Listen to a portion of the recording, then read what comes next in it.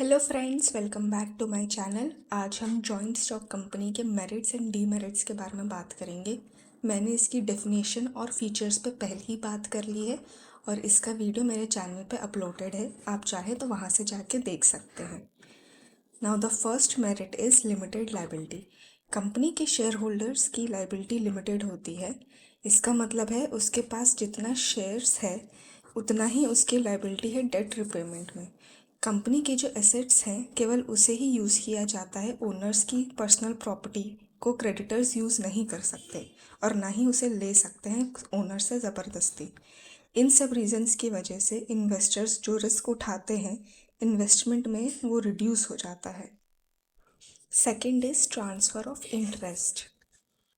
अगर किसी share holder को अपने शेयर्स बेचने हैं तो उसे किसी की भी परमिशन लेने की ज़रूरत नहीं है। शेयर्स बेचने के बाद शेयर्स बेचने वाले के पास कैश आ जाता है। इस पर कंपनी का राइट नहीं होता। इस मेरिट की वजह से कंपनी के पास मनी आता रहता है न्यू इन्वेस्टमेंट्स के लिए और कंपनी उस मनी को, जैसे कि मैंने पहले भी कहा, इन्वेस्टमेंट्स के लिए कुछ खरीदने के लिए यूज़ कर सकती है। Now the third point is perpetual succession. किसी की भी डेथ से, रिटायरमेंट से, रेजिग्नेशन से कंपनी पर कोई असर नहीं पड़ता। इवन कोई इंसान अगर इंसॉल्वेंट भी हो जाए या उसकी मेंटल कंडीशन ख़राब हो जाए तब भी कंपनी के एग्जिस्टेंस पर कोई असर नहीं पड़ता। कंपनी पहले की तरह चलती है, बस नए लोग आ जाते हैं उन रिस्पॉन्सिबिलिटीज़ को फुलफ़िल करने के लिए। Fourth is scope of expansion. Company के पास फाइनेंशियल रिसोर्सेज ज़्यादा होते हैं as compare to other forms of organisation. Capital public से भी लिया जाता है और साथ में लोन्स भी उठाए जाते हैं बैंक्स और फाइनेंशियल इंस्टीट्यूशंस से। लिमिटेड लायबिलिटी, ट्रांसफरेबल ओनरशिप और हाई रिटर्न्स की पॉसिबिलिटी की वजह से इन्वेस्टर्स इन्वेस्ट करते हैं कंपनी में। Fifth is professional management. Company manage करने के लिए स्पेशलिस्ट और प्रोफेशनल्स हायर किए जाते हैं जो अपनी अपनी फील्ड चुनते हैं मैनेज करने के लिए।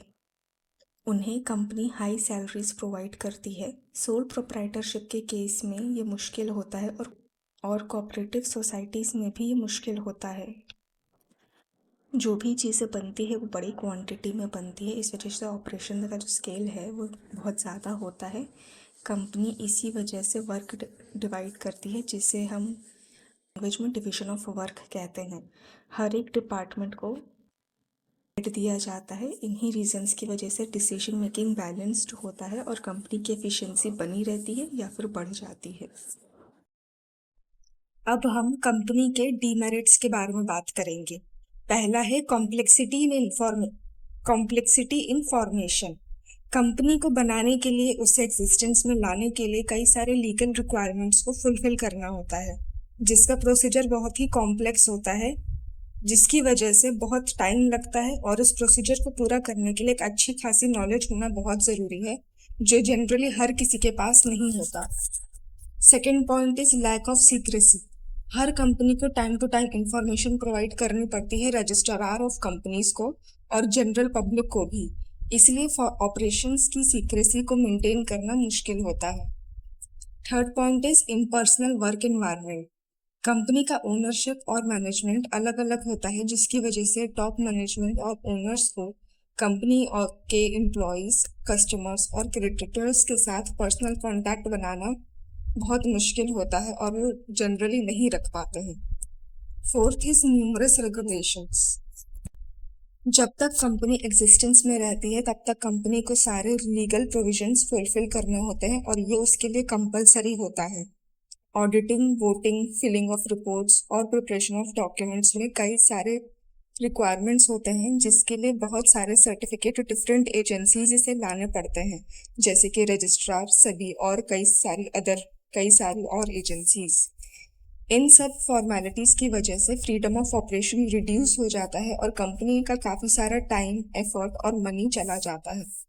Fifth is decision making, delay in decision making.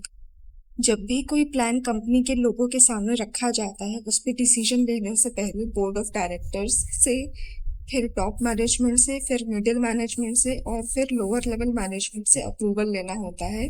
जिसकी वजह से डिले होता है डिसीजन मेकिंग में और फिर उस प्लान को इम्प्लीमेंट करने में भी बहुत टाइम लग जाता है। ओलिगार्किक मैनेजमेंट। बीओडी यानी कि board of directors share holders के रिप्रेजेंटेटिव होते हैं। कहने को तो शेयर होल्डर्स ओनर्स होते हैं, बट शेयर होल्डर्स के पास खुद का कोई ज्यादा राइट होता नहीं है कंपनी के डे टू डे एक्टिविटीज में इंटरफेयर करने का।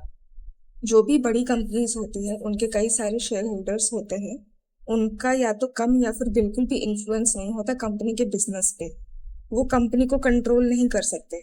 बोर्ड ऑफ डायरेक्टर्स के पास पूरी फ्रीडम होती है अपनी पावर को यूज करके कंपनी के इंटरेस्ट के लिए डिसीजन लेना, फिर चाहे उससे उस डिसीजन से शेयर होल्डर्स नाराज हो जाए या उन्हें पसंद ना आए।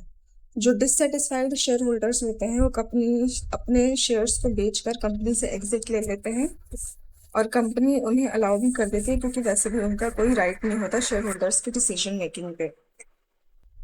इन्हीं सब रीजंस की वजह से जो कंपनी होती है वो कुछ ही लोग द्वारा चलाई जाती है और इसी को हम ओलिगार्किक मैनेजमेंट कहते हैं। Now the seventh point is conflict in interest. हर स्टेक होल्डर्स के अपने अपने इंटरेस्ट होते हैं, जिसकी वजह से कॉन्फ्लिक्ट अराइज हो सकता है। इंटरेस्ट की अगर हम बात कर लेते हैं, एम्प्लॉयज जो है वो चाहते हैं कि उन्हें अच्छी सैलरीज मिले यानी हायर सैलरीज। कंज्यूमर्स चाहते हैं कि उन्हें कम प्राइसेस में हाई क्वालिटी प्रोडक्ट्स मिले। शेयर होल्डर्स चाहते हैं कि उन्हें ज़्यादा से ज़्यादा रिटर्न मिले डिविडेंड के फॉर्म में। इन सब डिमांड्स की वजह से प्रॉब्लम्स अराइज होती हैं और कंपनी के लिए मुश्किल हो जाता है सबके इंटरेस्ट को ध्यान में रख के उन्हें फुलफिल करना। तो ये भी एक डीमेरिट है। तो इस